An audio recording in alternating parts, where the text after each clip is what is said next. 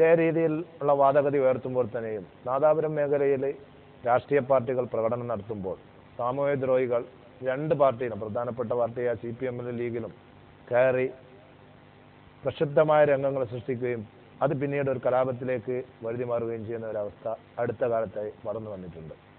ഇത് ഒരു പ്രബുദ്ധമായ ഈ നാദാപുരം മേഖലയിലെ സമാധാന അന്തരീക്ഷത്തിന് കനത്ത വെല്ലുവിളി ഉയർത്തുന്നു എന്നുള്ള കാര്യം ഇരു രാഷ്ട്രീയ പാർട്ടികളും അംഗീകരിക്കുന്നതോടൊപ്പം ഈ പ്രശ്നങ്ങൾക്ക് ഒരു ശാശ്വത പരിഹാരം കാണാൻ ഇതുവരെ പാർട്ടികൾക്ക് കഴിഞ്ഞിട്ടില്ല.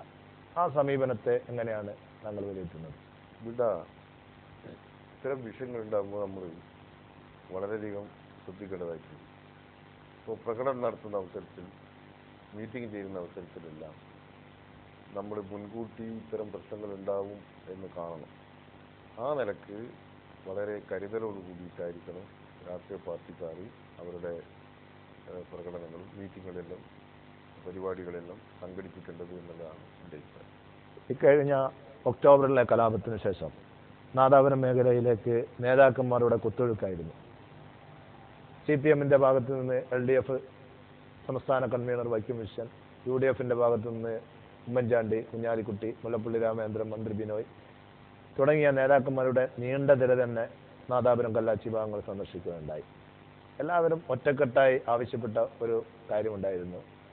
ദുരിതബാധിതർക്ക് സാമ്പത്തിക സഹായം സർക്കാരിൻ്റെ ഭാഗത്തുനിന്ന് ലഭ്യമാക്കാനുള്ള നടപടി ശക്തമായ രീതിയിൽ സമ്മർദ്ദം ചെലുത്തി അത് നേടിയെടുക്കാനുള്ള ഒരു സമീപനം എല്ലാവരുടെ ഭാഗത്തുനിന്നും ഒരു കൂട്ടായ്മയിലൂടെ ഉണ്ടാകും. പക്ഷേ 8 മാസങ്ങൾക്ക് ശേഷവും കൃത്യമായി പറഞ്ഞാൽ ഇതുവരെ അതിനെക്കുറിച്ചൊരു വ്യക്തമായ തീരുമാനം പോലും LDF സർക്കാരിൻ്റെ ഭാഗത്തുനിന്ന് ഉണ്ടായിട്ടില്ല. ഈ കൂട്ടായ്മക്കെതിരെ ഉള്ള ഒരു വികാരമായി ഇപ്പോഴും ദുരിതബാധിതരുടെ മനസ്സിൽ ഒരു അണയാത്ത തീയായി ഇപ്പോഴും അവശേഷിക്കുന്നു. ഇതിനെക്കുറിച്ച് എന്താണ്? ശരിക്കും പറഞ്ഞാൽ മുൻകാലത്ത് ഇടതുപക്ഷ മുന്നണി ഗവൺമെൻറ്റും UDF-ന്റെ ഗവൺമെൻറ്റും ഒക്കെ തന്നെ കച്ചവടക്കാർക്കും നാശനഷ്ടം സംഭവിച്ചിട്ടുള്ള ആളുകൾക്കൊക്കെ തന്നെ സഹായം ചെയ്തിട്ടുണ്ട്. ഇപ്പോഴും ചെയ്യണമെന്ന് തന്നെയാണ് CPM-ന്റെയും LDF-ന്റെയും അഭിപ്രായം. ഈ സംഭവത്തിന് ശേഷം LDF കൺവീനർ ഇവിടെ വന്നപ്പോൾ ഞങ്ങൾ നിവേദനം നൽകി സംസാരിച്ച് അദ്ദേഹം ഗൗരവമായി ഈ പ്രശ്നം ആലോചിക്കുന്നതാണെന്ന് പറഞ്ഞിട്ടുണ്ട്. അതുപോലെ ഞങ്ങൾ പാർട്ടി തലത്തിലും ചർച്ച ചെയ്തിട്ടുണ്ട്.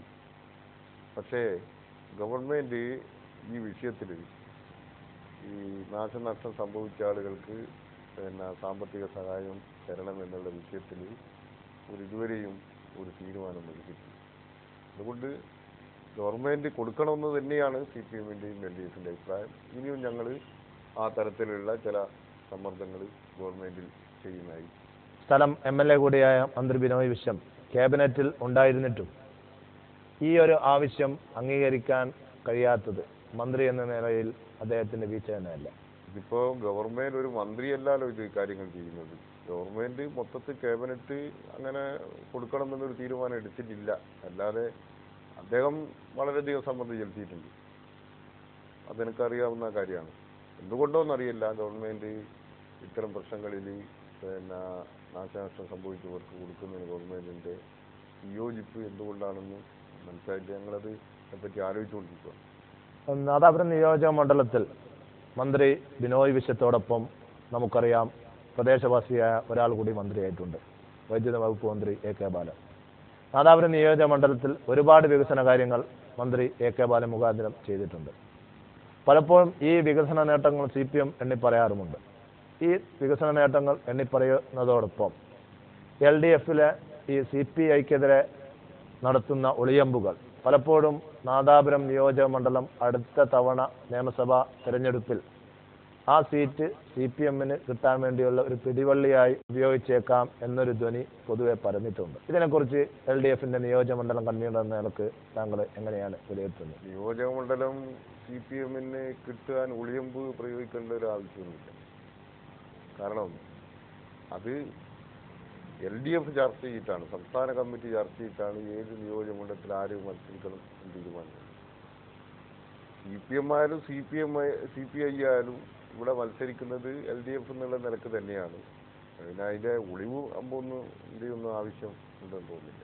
നാദാപുരം നിയോജകമണ്ഡലത്തിലെ ശക്തമായ പാർട്ടി എന്ന നിലക്ക് നാദാപുരം നിയോജകമണ്ഡലം CPM-ന് വേണം എന്നുള്ള നിർദ്ദേശം മേൽഘടകങ്ങളിലേക്ക് അറിയിക്കാൻ LDF-ന്റെ നിയോജകമണ്ഡലം കൺവീനർ എന്ന നിലക്ക് താങ്കൾ മുൻകൈയെടുക്കുമോ? ഞങ്ങളുടെ ഒരു നിലപാട്, ഒരു പാർട്ടി ശൈലി താഴെ നിന്ന് മേലോട്ടേക്ക് അറിയിക്കുക എന്നുള്ളതല്ല. ഇടതുപക്ഷ ജനാധിപത്യ മുന്നണിയുടെ സംസ്ഥാന കമ്മിറ്റി ചർച്ച ചെയ്ത് ഏതെല്ലാം നിയോജകമണ്ഡലം ആർക്കെല്ലാം കൊടുക്കണം എന്ന് തീരുമാനിക്കുന്നതാണ്. അല്ലാതെ ഇവിടുന്ന് അങ്ങോട്ട് എഴുതുക എന്നുള്ളതല്ല ഞങ്ങളുടെ ഒരു നിലപാട്. അത് സാധാരണ പോലെ തന്നെ ഇനിയും തുടരും. ഏതെല്ലാം ഇപ്പോൾ മണ്ഡലം പലപ്പോഴും അങ്ങോട്ടും ഇങ്ങോട്ടും മാറാറുണ്ട്. അത് ഏത് മണ്ഡലം CPI മത്സരിക്കും, CPM മത്സരിക്കുമെന്ന് ഇപ്പോൾ പറയാനാവില്ല. ആ തെരഞ്ഞെടുപ്പിൻ്റെ ആ സമയത്ത് ആ ചർച്ചകളുടെയും മറ്റും അടിസ്ഥാനത്തിലുള്ള ഒരു തീരുമാനമായിട്ടാണ് വരാറുള്ള. ആ നിലക്കാണ് പോകുന്നത്. നാദാപുരം നിയോജകമണ്ഡലത്തിലെ പല ഭാഗങ്ങളിലും CPM-ഉം CPI-യും തമ്മിൽ നേർക്കുനേരെ ഇലക്ഷന് മുമ്പ് പോരാടിയ പല സ്ഥലങ്ങളുമുണ്ട്. കാവിലുംപാറയായാലും അരൂരായാലും CPM-ഉം CPI-യും ശക്തമായ വാദപ്രതിവാദങ്ങളുമായി പൊതുസമൂഹത്തിലേക്ക് ഇറങ്ങിയ ഒത്തിരി സംഭവങ്ങൾ ഉണ്ടായിട്ടുണ്ട്. ഉദാഹരണമായിട്ട് അരൂരിലുള്ള AIYF-ന്റെ നേതാവ് കൂടിയായ അഡ്വക്കേറ്റ് മനോജ് അരൂർ ഇപ്പോൾ പൊറമേരി ഗ്രാമപഞ്ചായത്തിൽ CPM ബാനറിൽ LDF സ്ഥാനാർത്ഥിയായി മത്സരിക്കുന്നുണ്ട്. CPI-യുമായി തെറ്റിപ്പിരിഞ്ഞ നേതാക്കളെ വളരെ സന്തോഷത്തോടുകൂടി സ്വീകരിക്കുന്ന CPM-ന്റെ ഈ നയം CPI കേന്ദ്രങ്ങളിൽ ശക്തമായ എതിർപ്പ് ക്ഷണിച്ചു വരുത്തിയിട്ടുണ്ട്. ഈ ഒരു സമീപനത്തെ ഏത് രീതിയിലാണ് LDF നിയോജകമണ്ഡലം കൺവീനർ എന്ന നിലക്കും CPM നേതാവ് എന്ന നിലക്കും താങ്കൾ വിലയിരുത്തുന്നത്? CPM-ഉം CPI തമ്മിലുള്ള വൈരുദ്ധ്യം എന്ന് പറയുന്നത് ചില പ്രദേശങ്ങളിലുള്ള ചില പ്രശ്നത്തിൻ്റെ അടിസ്ഥാനപ്പെടുത്തിയതും അതൊരു താൽക്കാലികമായിട്ടുള്ള ഒരു പ്രശ്നങ്ങൾ മാത്രമാണ്. അല്ലാതെ സ്ഥിരമായിട്ട് നിലനിൽക്കുന്ന ഒരു ശത്രുതയോ അതുപോലെ സ്പർദ്ധയൊന്നും തന്നെ ഇപ്പോഴില്ല. ചില പ്രശ്നങ്ങളിൽ അത് രണ്ട് പാർട്ടികളാവുന്ന അവസരത്തിൽ യഥാർത്ഥത്തിൽ രണ്ട് പാർട്ടികൾക്ക് രണ്ട് താല്പര്യമായിരിക്കുമല്ലോ, ഒരു പാർട്ടിയല്ല.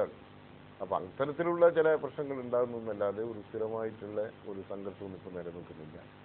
പിന്നെ മനോജൻ അരൂർ എന്ന് പറയുന്ന ആൾ CPI-ന്റെ അതുപോലെ അവരുടെ യുവജന സംഘടനയുടെ ഒരു ശക്തനായിട്ടുള്ള നേതാവായിരുന്നു. CPI-യുടെ നിലപാടിൽ പ്രതിഷേധിച്ചുകൊണ്ട് അദ്ദേഹം പാർട്ടി ഉപേക്ഷിക്കുകയും CPM-ആണ് ശരിയായിട്ടുള്ള ഒരു സ്വീകരിക്കുന്ന പാർട്ടി എന്ന് തോന്നി അദ്ദേഹം ഇങ്ങോട്ട് വരികയും ചെയ്തു. ഞങ്ങളയാളെ സംബന്ധിച്ചിടത്തോളം പരിശോധിച്ചപ്പോൾ നല്ലൊരു ചെറുപ്പക്കാരനാണ്, അഡ്വക്കറ്റാണ്, നല്ല പ്രവർത്തകനാണ്. ആ നിലക്ക് അയാളെ നാട്ടിന് ഗുണകരമായിട്ട് കൊണ്ടുവരണം എന്ന് ഉദ്ദേശിച്ച് ഞങ്ങൾ പാർട്ടിയിലേക്ക് എടുത്താണ്. ഇപ്പോൾ തെരഞ്ഞെടുപ്പ് നടക്കുന്ന അവസരത്തിൽ നല്ല കേഡർമാരെ നോക്കിക്കൊണ്ട് പ്രത്യേകിച്ച് ചെറുപ്പക്കാരെയും യുവാക്കളെയും മുന്നിൽ അണിനിരത്തുക എന്നുള്ളത് ഞങ്ങൾ പൊതുവായി സ്വീകരിച്ചിട്ടുള്ള ഒരു നിലപാടാണ്. പഴയ ആളുകൾ, വളരെ കുറഞ്ഞ ആളുകൾ മാത്രമാണ് ഈ തെരഞ്ഞെടുപ്പിൽ മത്സരിക്കുന്നത്. അത് ചില സ്ഥലത്ത് നിർബന്ധമായി വന്നു ചേരുന്ന ഘട്ടത്തിൽ മാത്രമാണ്. അപ്പോൾ അങ്ങനെ പൊതുവായിട്ട് ചെറുപ്പക്കാരെയും യുവാക്കളെ പുതുമുഖങ്ങളെയൊക്കെ തന്നെ സ്വീകരിക്കുന്ന ഒരു ഘട്ടത്തിൽ മനോജനെ പറ്റി ചർച്ച ചെയ്തപ്പോൾ അത് യോഗ്യനാണെന്ന് തോന്നിയുകൊണ്ട് അദ്ദേഹത്തെ സ്ഥാനാർത്ഥിയാക്കി മാറ്റുകയാണ് ചെയ്തത്. കഴിഞ്ഞ തവണ കൃത്യമായി പറഞ്ഞാൽ 10 വർഷം മുമ്പ് കേരളത്തിൽ അങ്ങോളം ഇങ്ങോളം ചർച്ച ചെയ്യപ്പെട്ട പ്രധാന ഒരു ഇതിവൃത്തത്തിന്റെ കഥാബീജമായിരുന്നു നാദാപുരം. മറ്റൊരർത്ഥത്തിൽ പറഞ്ഞാൽ നാദാപുരത്ത് രൂപപ്പെട്ട CPM ലീഗ് അടവ് നയം കേരളത്തിൽ അങ്ങോളം ഇങ്ങോളം ചർച്ച ചെയ്യപ്പെട്ടിട്ടുണ്ട്. ഈ പഞ്ചായത്ത് ഇലക്ഷനിൽ ആ രീതിയിലുള്ള സാധ്യതകളെ എങ്ങനെയെങ്കിലും പാർട്ടി ഉപയോഗപ്പെടുത്തുന്നുണ്ടോ? പഞ്ചായത്ത് തെരഞ്ഞെടുപ്പിന് ഞാൻ ആദ്യം പറഞ്ഞ പോലെ മുസ്ലിം ലീഗിനകത്തുള്ള ആളുകളും കോൺഗ്രസിനകത്തുള്ള ആളുകളും LDF-ന് വോട്ട് ചെയ്യും. ഒരു പ്രത്യേക സാഹചര്യം രൂപപ്പെട്ടു വന്നിട്ടുണ്ട്.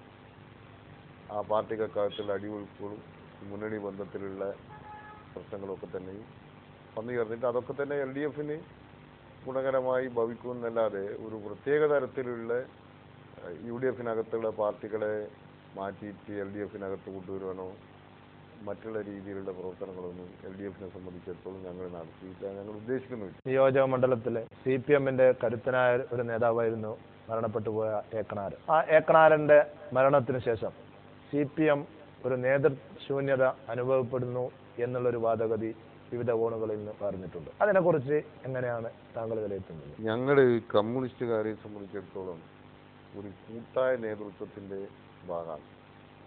വ്യക്തികൾക്ക് പ്രാധാന്യമുണ്ട്, കുട്ടികൾക്ക് പ്രാധാന്യം ഇല്ല എന്ന് ഞാൻ പറയുന്നില്ല. പക്ഷേ കാര്യങ്ങളൊക്കെ തന്നെ നീങ്ങുന്നത് കൂട്ടായ നേതൃത്വത്തിൻ്റെ ഭാഗമായിട്ടാണ്. ആ നിലക്ക് കണാരട്ടൻ ജീവിച്ചിരുന്ന അവസരത്തിലും ഇപ്പോഴും ആ നിലക്ക് തന്നെയാണ് ഞങ്ങൾ കാര്യങ്ങൾ നീക്കുന്നത്. ഒരാൾ മരിച്ചു പോയി കഴിഞ്ഞാൽ ഇ വി കുമാരട്ടൻ മരിച്ച്, ബാലൻ മാഷ് മരിച്ച്, കണാരട്ടൻ മരിച്ച്. അപ്പോൾ ഒരാൾ മരിക്കുമ്പോൾ ഉണ്ടാകുന്ന ശൂന്യത വാസ്തവത്തിലുണ്ടാവും. എന്നാലും പാർട്ടി പ്രവർത്തനത്തിന് അത് യാതൊരു തടസ്സവും സംഭവിച്ചിട്ടില്ല. കൂട്ടായ നേതൃത്വം എന്നുള്ള നിലക്ക് ഇപ്പോഴും ശരിയായ രീതിയിൽ ഞങ്ങൾ കൈകാര്യം ചെയ്തു പോകുന്നു. നാദാപുരം മേഖലയിൽ ഈ അടുത്ത കാലത്തിറങ്ങിയ ജനശക്തി വാരികയിൽ CPM-നെതിരെ റവല്യൂഷണറി വിഭാഗത്തിന്റെ പ്രസിദ്ധീകരണമായ ജനശക്തി വാരികയിൽ CPM നേതാവ് കൂടിയായ അങ്ങയെ പരാമർശിക്കുന്ന രീതിയിൽ ഒരു ലേഖനം പ്രസിദ്ധീകരിക്കുകയുണ്ടായി. കല്ലാച്ചിയിലെ സുന്ദർ ടാക്കീസ് വിൽപ്പന ഇടപാട് നടന്നതായും അതിൽ താങ്കൾക്ക് ആ വിൽപ്പന നടത്താൻ വേണ്ടി താങ്കൾ അതിൽ മധ്യവർത്തിയായി നിന്നു എന്നുള്ള രീതിയിലുള്ള ഒരു പരാമർശം ആ ജനശക്തി വാരികയിലുണ്ടായി. അതിനെക്കുറിച്ച് ഒരു പാർട്ടി നേതാവെന്ന നിലക്ക് താങ്കൾ ജനശക്തി വാരികയ്ക്കെതിരെ ഉള്ള പരാമർശത്തെക്കുറിച്ച് എങ്ങനെയാണ് താങ്കൾ വിലയിരുത്തുന്നത്? ഇത് പിന്നെ ഞാൻ ആദ്യമായിട്ട് പറയാൻ, ഞാനൊരു ബ്രോക്കറേ അല്ല, പറമ്പ് കച്ചവടം ചെയ്യുന്ന ഒരു ബ്രോക്കറേ അല്ല. ഈ സുന്ദർ ടാക്കീസിൽ അയ്യർ ജീവിച്ചിരിക്കുന്ന അവസരത്തിലും, അയ്യറിൻ്റെ എത്രയോ കാലം മുമ്പ് എൻ്റെ കുട്ടിക്കാലത്താണ് എൻ്റെ തൊട്ടടുത്ത വീട്ടിൽ വന്നിട്ടാണ് താമസിക്കുന്നത് ലക്ഷ്മണയ്യർ. അദ്ദേഹത്തിൻ്റെ മക്കളാണ്, അദ്ദേഹം മരണപ്പെട്ടതിന് ശേഷം അദ്ദേഹത്തിൻ്റെ മക്കളാണ് ശ്രീനിവാസനും രാജനുമാണ് കാര്യങ്ങളെല്ലാം നടത്തിക്കൊണ്ടിരുന്നത്. ഞങ്ങൾ കുടുംബ സുഹൃത്തുക്കളാണ്, നല്ല ബന്ധമാണ്. അങ്ങനെയുള്ള ഒരു സന്ദർഭത്തിൽ ഇപ്പോൾ സിനിമ ടാക്കീസ്, സിനിമ കാണാൻ ആളില്ല. കുറച്ച് കാലമായിട്ട് വളരെയധികം വളരെ ബുദ്ധിമുട്ടിയിട്ടാണ് കാര്യങ്ങൾ നീങ്ങുന്നത്. അപ്പോൾ സിനിമ ടാക്കീസ് ഉപേക്ഷിക്കണം എന്നുള്ള ചിന്ത ഇവർക്ക് വന്ന് അതിൻ്റെ അടിസ്ഥാനത്തിൽ നമ്മുടെ പ്രദേശത്ത് പല സിനിമ ടാക്കീസ് ഇപ്പോൾ തന്നെ പൊളിച്ചു കഴിഞ്ഞിട്ടുണ്ട്. വേറെ വല്ല ബിസിനസ്സിലേക്കും നീങ്ങണമെന്ന് ഒരാഗ്രഹം പലപ്പോഴും അവർ പ്രകടിപ്പിക്കാറുണ്ട്. അങ്ങനെ ആയിരിക്കുമ്പോഴാണ് സിനിമ ടാക്കീസ് വിൽക്കണം എന്ന് ഇവർക്ക് അഭിപ്രായമുണ്ടായി. ആ അഭിപ്രായത്തെ സംബന്ധിച്ച് ഞാനുമായിട്ട് ചർച്ച നടത്തിയിട്ടുണ്ട്. നിങ്ങളെ സൗകര്യത്തിനനുസരിച്ച് നീങ്ങാം എന്നുള്ള നിലപാടാണ് ഞാൻ സ്വീകരിച്ചത്. അപ്പോൾ കച്ചവടക്കാർ വന്നപ്പോൾ അവർ കൂട്ടി എൻ്റെ അടുത്ത് വരികയാണ് ചെയ്തിട്ടുള്ളത്. ഞാൻ എൻ്റെ മുഖാന്തരം കാര്യങ്ങൾ കൈകാര്യം ചെയ്യണം. അതൊരു വിശ്വാസത്തിൻ്റെ ഭാഗമാണ്. ഈ അയ്യരുടെ മക്കൾക്ക് പണ്ടേ കാലത്തെ കുടുംബപരമായി ഞങ്ങൾ തമ്മിലുള്ള സുഹൃത്തുക്കൾ എന്നുള്ള നിലക്ക് ഏത് പ്രശ്നങ്ങളിലും എന്നെ ഉൾപ്പെടുത്തുക എന്നുള്ളത് അവരെ ഒരു നിലപാടാണ്. അപ്പോൾ ആ നിലക്ക് ഒരു വിശ്വസ്തൻ എന്നുള്ള നിലക്ക്, സുഹൃത്ത് എന്നുള്ള നിലക്ക്, അതുപോലെ അയൽവാസി എന്നുള്ള നിലക്ക്, നാട്ടുകാരെന്നുള്ള നിലക്കൊക്കെ തന്നെയും എന്നെ അതിൽ ഉൾപ്പെടുത്തുകയാണ് ചെയ്തിട്ടുള്ളത്. ഉൾപ്പെടുത്തി അവർ ഭംഗിയായിട്ട് കച്ചവടം നടത്തി കാശ് വാങ്ങി രജിസ്റ്റർ കഴിഞ്ഞ് രണ്ടാളും രണ്ട് ബൈക്ക് പോയി. വേറെ യാതൊരു പ്രശ്നവും അതിൻ്റെ അകത്തില്ല. പിന്നെ ജനശക്തി, ഞാൻ ഈ വാർത്ത കണ്ടിട്ടുമില്ല. അവരിപ്പോൾ സാധാരണഗതിയിൽ CPM-ൻ്റെ നേതാക്കന്മാരെ എതിരായിട്ട് ഇത്തരം ദുരാരോപണം ഉന്നയിക്കുക എന്നുള്ളത് ജനശക്തിൻ്റെ ഒരു ഭാഗമാണ്. അത് ആ നിലപാട് സ്വീകരിക്കുന്നത്, അതിലൊന്നും എനിക്കൊന്നും യാതൊരു വ്യക്തിപരമായിട്ടൊരു പ്രശ്നവുമില്ല. CPM-ൻ്റെ നാദാപുരം നിയോജക മണ്ഡലത്തിൽ കാര്യമായ ചർച്ചകൾ നടന്ന ഒരു പ്രദേശമായിരുന്നു തിരുവമ്പറമ്പ് കിളമ്പറക്കുന്നിലെ ഭൂമി ഇടപാട്. അവിടെ ഭൂമി ഇടപാടിനെ കുറിച്ച് CPM പ്രാദേശിക നേതൃത്വം ശക്തമായി CPM നേതാവ് കൂടിയായ CP അബ്ദുസലാമിനെതിരെ രംഗത്ത് വന്നിരുന്നു. കർശനമായ നിലപാടെടുത്ത CPM ഇപ്പോഴത്തെ സ്ഥാനാർത്ഥി ലിസ്റ്റിൽ പുറമേരിയിൽ CPM സ്ഥാനാർത്ഥിയായി CP അബ്ദുസലാമിനെ തെരഞ്ഞെടുത്തിട്ടുണ്ട്. ഈ ഭൂമി ഇടപാടിനെ സാധൂകരിക്കുന്ന രീതിയിൽ, അല്ലെങ്കിൽ ഭൂമാഫിയെ സാധൂകരിക്കുന്ന രീതിയിലുള്ള ഒരു പ്രവർത്തനം CPM-ൻ്റെ ഭാഗത്തുനിന്ന് ഉണ്ടായി എന്ന് അണികൾ കുറ്റപ്പെടുത്തിയാൽ അതിനെതിരെ നേതൃത്വത്തിന് എന്ത് വിശദീകരണമാണ് നൽകാനുള്ളത്? ഇത് രണ്ടും രണ്ടാണ്. ഒന്ന്, കുന്ന് കുറച്ചാളുകൾ ചേർന്നു, സലാമടക്കമുള്ള കുറച്ചാളുകൾ ചേർന്നു കൃഷി നടത്തുന്നതിന് വേണ്ടിയാണ് വാങ്ങിയത്. അപ്പോൾ അവിടുത്തെ നേതൃത്വം ഈ മണ്ണെടുക്കാൻ പാടില്ല എന്നുള്ളൊരു നിലപാടാണ് സ്വീകരിച്ചത്. അത് ഞങ്ങൾ അവിടുത്തെ നേതൃത്വം മാത്രമല്ല, പാർട്ടി പൊതുവെ കുന്നടിക്കുന്നതും വയലിൽ നികത്തുന്നതിനും ഞങ്ങളുടെ പാർട്ടി എതിരാണ്, ഗവൺമെൻറ് എതിരാണ്. ആ നിലപാട് അയാളോട് വിശദീകരിച്ചിട്ടുണ്ട്. അയാൾ ശരിയാണ്, ആ നിലപാട്